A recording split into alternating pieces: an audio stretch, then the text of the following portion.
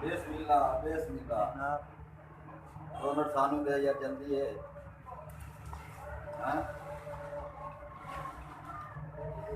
और लिख रहा हूँ।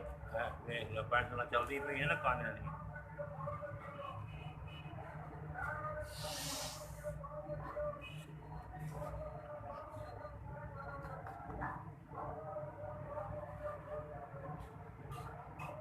यूट्यूब चैनल चलता पिया।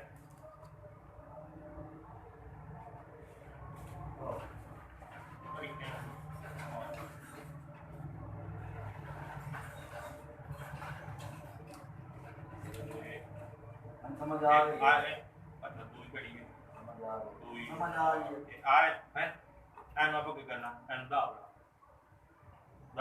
6 2 ਦਾ ਜਵਾਬ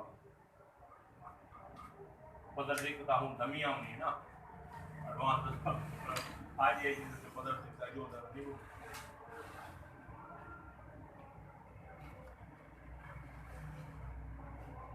इसे फोकस तो हो गई। ये नो अपन नहीं करना ये पसंद आपको ले जाना ये आप लोग नहीं होना वो ले के फोटो